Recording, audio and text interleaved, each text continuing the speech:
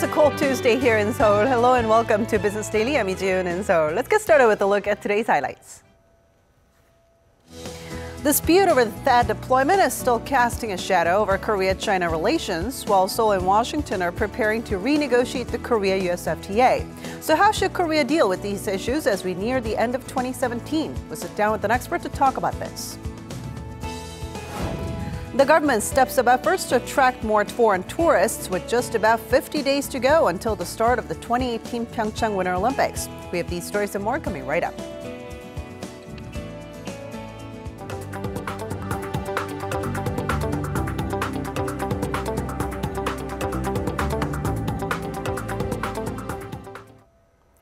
But first, Korea's producer price index in November dipped for the first time in 5 months. According to the Bank of Korea on Tuesday, the country's producer prices edged down 0.1% last month compared to October.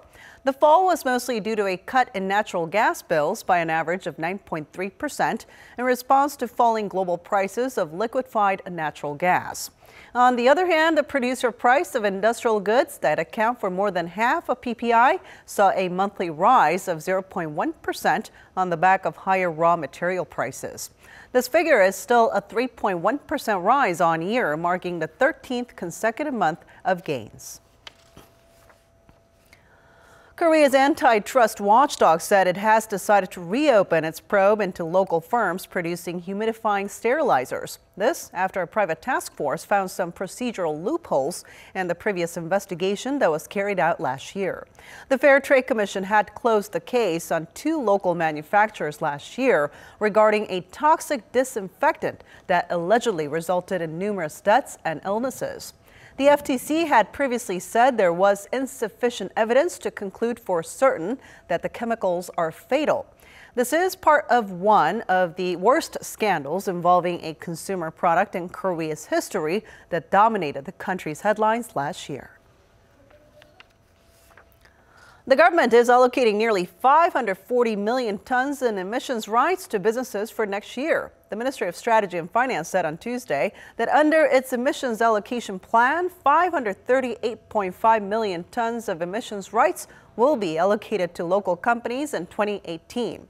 This amount represents about 85% of the total greenhouse gas expected to be released into the environment next year, based on tracking data on companies between 2014 and 2016. The plan comes amid government efforts to reduce greenhouse gas emissions by 37% by the year 2030, up from an earlier plan of 30% by 2020. Korea launched its national ETS, the first nationwide cap-and-trade program to be introduced in East Asia, back in 2015. President Moon Jae-in's recent state visit to China has laid the foundation for the two countries to open up their trade relationship. It includes efforts to improve their 2-year-old free trade agreement. Our Kim Ji-yeon has more. Seoul's Ministry of Trade, Industry and Energy has laid out the achievements of the bilateral free trade agreement between Korea and China, which took effect in 2015. It says the deal has played an important role in promoting Korean exports, which continued to grow for the 13th consecutive month in November and helps the nation maintain its economic recovery momentum. Bilateral trade volume increased 13.6% on year in 2017, amounting to $217.5 billion. Korea's exports to China jumped more than 14% on year as of November, amounting to $128.3 billion. This is mainly due to increased exports of tariff-exempt or tariff-lowered items, which rose more than 19% on year. That's faster than the rate of increase of items that were excluded from the deal. Korea's imports from China also spiked nearly 13% on year in November, mainly intermediate goods used in the production of semiconductors and computers. However, the ministry said foreign direct investment between the two countries dropped during the July to September period as the FTA focuses on promoting the goods trade, not the services sector, and said further negotiation was needed.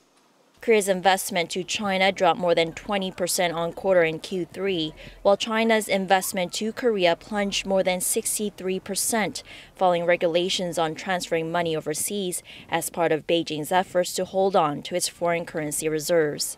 A public hearing on follow-up negotiation talks will be held at the COEX Convention Center in southern Seoul on January 5th. Kim Jian, Business Daily. As we near the end of this year, there are still uncertainties surrounding various trade and geopolitical issues involving China and the U.S. Dispute over THAAD still lingers between Korea and China, while Seoul and Washington are gearing up for talks to renegotiate their bilateral free trade agreement. To tell us more about this, Professor Yang Jun-suk from the Catholic University of Korea joins us in the studio today. Great to have you here. Happy to be here. All right, so President Moon wrapped up his China visit last week, and a lot of focus has been on how his visit would help to kind of smooth and thaw frosty relations that has been there between Korea and China over THAAD controversy. So what's your assessment of President Moon's state visit to China in this regard? Okay, a lot of economic results were, I think, more symbolic than real, which doesn't mean that it's not important, but we have to wait until I think we see any concrete result from it. Now, if you look at the type of agreement that they did, the two countries agreed to pursue mutual projects concerning the fourth industrial revolution, like drones, big data, environmental products, and they decided to pursue projects in third countries together. And then the government signed 9 MOUs dealing with, say, cooperation for Pyeongchang Winter Olympics and again, some environmental products and so on. But I think the biggest takeaway was that both countries will try to get closer economic relationship after the relationship has been soured for the last year or two. Now, China did not explicitly mention that this was due to THAAD retaliation, right? Because the government position has always been that there has been no official government retaliation, and this was all due to the will of the public. Now, they couldn't even admit that, because if they did admit it, then that would be going against the WTO agreements. So a lot of people are thinking that, well, they did not explicitly mention that the THAAD retaliation is over, but they implicitly meant that. And hopefully we'll see some turnaround. We've seen some turnaround in K-pop music scene. We've seen some turnaround in tourists coming in. But we also want our Korean companies to export more, say, solar batteries and participate in their One Belt project. And there hasn't been enough time for Korean firms to really go and actively pursue those projects. So we'll have to see whether the Chinese meant it when they said that they would pursue closer relations. Now, there were issues surrounding Chinese security guards assaulting 2 Korean journalists. And now there are questions as to what diplomatic stance Korea should take towards China now that China has become one of the world's superpowers. Okay, well, we're definitely in a weaker position when it comes to negotiating. Korean GDP, about 10% of it depends on exports to China. And China obviously is a much bigger country with a much larger role in the world economy than Korea. That doesn't mean that Korea is so small that we don't have any effect. China, at least for now, depends on Korea for a lot of high technology intermediate goods. So even with that retaliation that we had in the last 2 years, a lot of our intermediate goods export to China actually went up. So I think type of leverage that Korea has over China really depends on 2 things. One, we have to keep our technological economic lead, so we can always provide intermediate goods that China needs. And then second, I think in a sense, some aspects of China-Korea relationship, economic relationship should maybe get some benign neglect. Because Korea is so dependent on China, whenever China does something, Koreans get very, very scared. And when China sees this, they can use it as a leverage. During the THAAD retaliation, there weren't really that many industries which got affected. And some, even though we did take a hit on the GDP, it was between 0.2 to 0.5%. It's nothing that we could, nothing that our country has handle. Right. I think the way that people got scared of the THAAD retaliation did more bad effect than the actual retaliation itself. All right. Well, shifting our focus a little bit, eyes are also on the U.S. and its tax reform bill. So what kind of changes will different industries and sectors see if this bill gets passed? Okay, well, right now, because the Republicans passed the bill so quickly, some of the details are only coming out. But at least the details which are coming out seems to indicate that there will be a reduction in corporate tax rates from 35 to 21%, and the top marginal income tax rate will fall from 39.5 to 37%, but a lot of private deductions, especially for state and local taxes, will be eliminated. So it's questionable whether consumers and regular families will be better off under this bill. Now, the items that Korean firms are afraid of is a tax on intermediate goods imports. Okay. We don't know whether it made the final bill or not, but if something like that is included, then it could mean a hit for Korean exporters of these goods. But there's also another side of it as well. Now, the Fed has put in their opinion during the last interest rate report, and they think that there will be a positive growth effect, even though it may not be as large as Republicans think. It will create problems in the deficit in the future.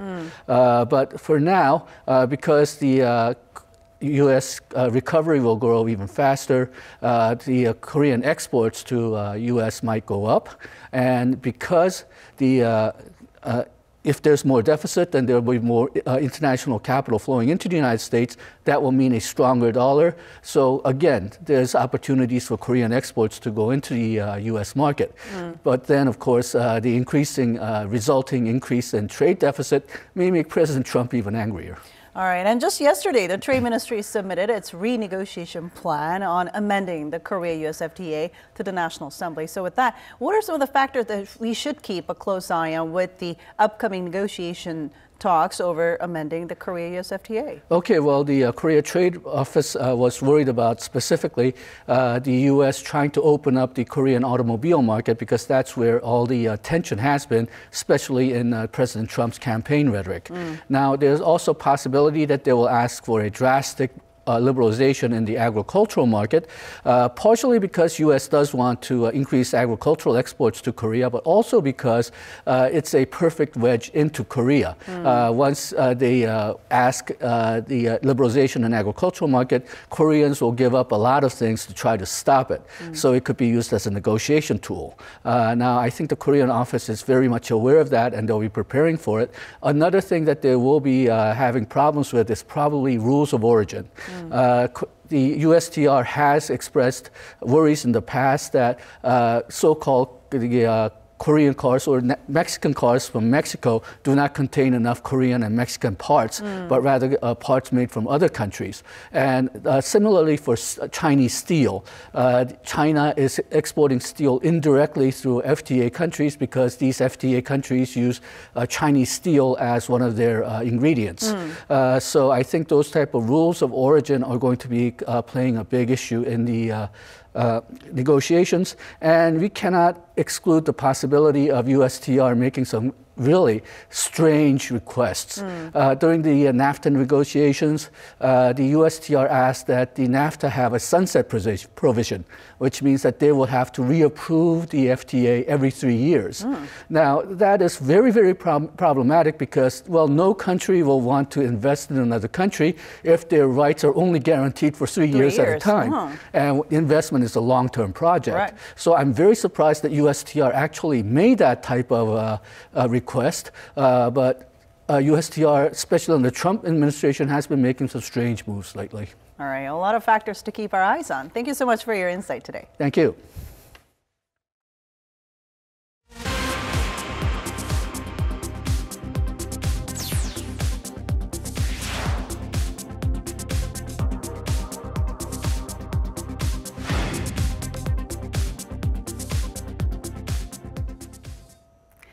Let's now get a check on how the markets fared here in Seoul on this Tuesday. The main bourse opened higher thanks to the recent rally seen in the U.S. and Europe, but soon took a dive to end lower.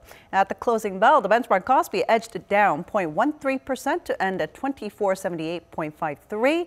The tech-heavy Kosdaq also fell by more than 0.5% to 766.18. On the foreign exchange counter, the Korean won strengthened to 1,084.91 against the U.S. dollar. According to analysts, with the exception of semiconductor stocks, foreign risk appetite in local equities is seen to be limited, and that a Santa rally will be hard to expect until the end of the year. Both foreigners and institutions showed strong buying power today, raking in roughly $59 and $260 million respectively, but it was still not enough to push the main bourse into positive territory.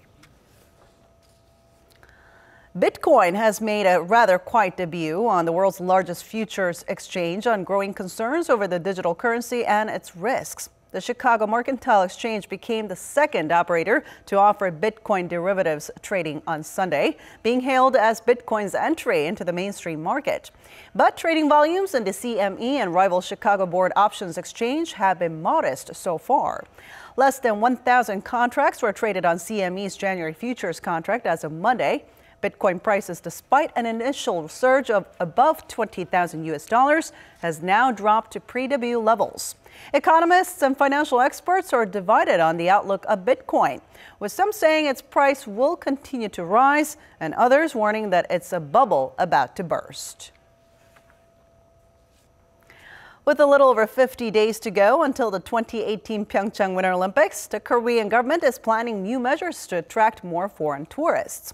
Now, the move includes investing in tourism infrastructure and expanding language services at the tourism call center.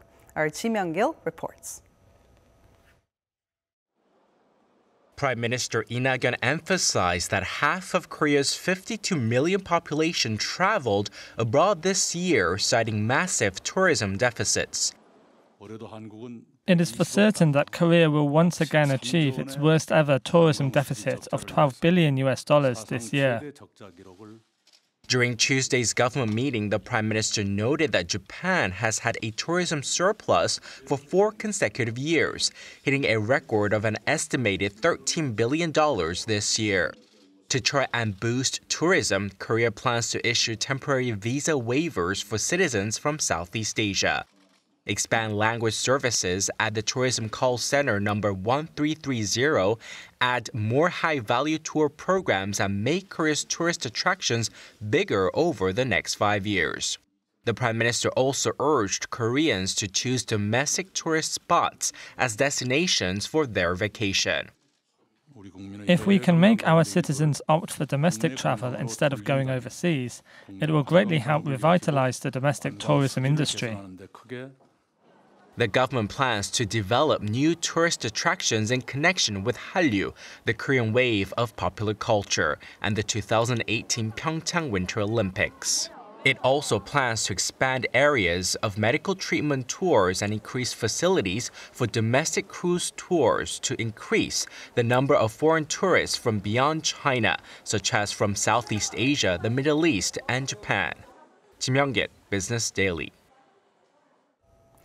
On this Tuesday, President Moon Jae-in spent much of his time promoting the Pyeongchang Winter Olympics. According to the Blue House, President Moon held a luncheon meeting with dozens of citizens, some of whom had won a raffle after purchasing tickets for the Games.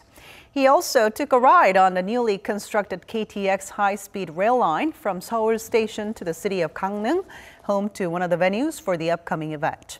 By doing so, the president, who is an honorary ambassador of the Pyeongchang Games, fulfilled a pledge he made to encourage people to buy tickets in advance.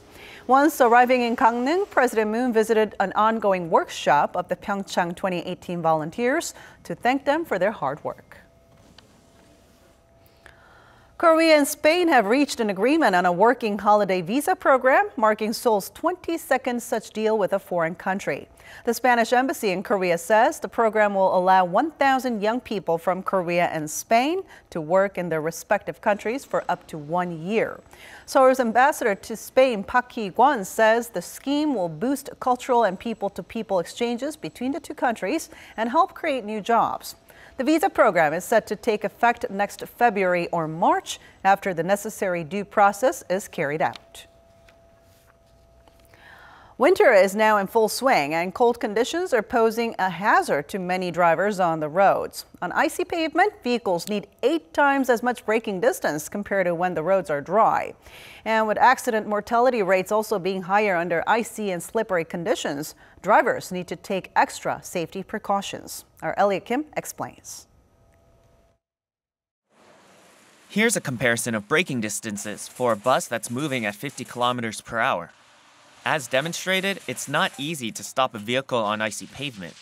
It took 132 meters to bring the bus to a full stop on an icy road, a length that's 7.7 times longer than that required on dry roads. In the same tests, vans needed 7.4 times the distance and sedans 4.4. The next set of tests involves steering control. Under icy conditions at speeds of less than 30 kilometers per hour, the car can lose traction, but it's still controllable. But at higher speeds, it's much more difficult to maintain control. Icy roads result in lower friction, leading to longer braking distances and more accidents due to a loss in steering control. Fatality rates of icy road accidents are significantly higher. The mortality rate sits at 3.21 per 100 people in the last 5 years, 1.5 times higher than the 2.07 per 100 in dry conditions. To keep roads safe during icy conditions this winter, drivers should remember to maintain sufficient braking distances, safe speeds, and drive defensively. Elliot Kim, Business Daily. The winter here in Korea means it's also mackerel season here in the country. Prepared broiled, braised, or sauced, it's long been a favorite dish on the dining table. But the catch this year is said to be worrying. Our Eunice Kim tells us why. It's early morning here at the Busan Cooperative Fish Market. Boatloads of fish are moved to the market floor, including a Korean favorite, the mackerel. All night out in the sea usually hauls a catch of plump and large fish, some filled with eggs. Not so much this year. Of the 90,000 or so mackerel on the market floor, about half are not yet fully grown. All are larger than the state-mandated length of 21 centimeters, but they're far from good enough to fetch the desired price of around $100 per box. The catch of younger fish would only bring in around $10 per box, most of it used for animal feed, a prospect worrying to both fishermen and dealers. A good catch is in everyone's interest, the fishermen, the distributors, the customers. A flood of small fish like this means the price of bigger fish is going to skyrocket by 10 times. Representatives of large fishing companies say they've no choice but to swoop up the small mackerel. They say the delay in agreements with the Japanese fishing industry has limited the zone open to fishing. They also say the overfishing by Chinese fishermen, not limited by any rules, are leaving them with little else but the young catch. Most mackerel are caught in waters off of Jeju Island that's jointly managed by authorities from Korea, Japan, and China. But right now, it's just Korea managing the resources. At the market, small mackerel caught by local fishermen are passed up for larger imports, with the share of Norwegian mackerel rising sharply. Without a systematic handling of this issue, there is a concern that mackerel, just like pollock before it, will quickly become a fish accessible only by imports. Eunice Kim, Business Daily. Korean researchers have developed a cost-effective system which uses water and nutrition from fish tanks to grow vegetables. Here's our Park Se-young with more. Above these freshwater fish tanks are trays of lettuce. Hydroponics is a method of growing plants using nutrients in the water instead of soil. In this case, fish poop acts as fertilizer for the lettuce, which also helps keep the tank clean. The water used to nourish other plants is directed back into the tanks for raising fish. The study found that 3 kinds of freshwater fish, the catfish, Korean bullhead, and goldfish, and 5 vegetables, including lettuce, bok choy, and water parsley, can thrive in the system. This green system does not use pesticides or chemical fertilizers, and it saves water. Pesticide-free crops can be affected by pests and diseases, so it's best to install the system inside greenhouses. With further development, the researchers believe they'll be able to produce more expensive items like shrimp and strawberries. Park Se-young, Business Daily.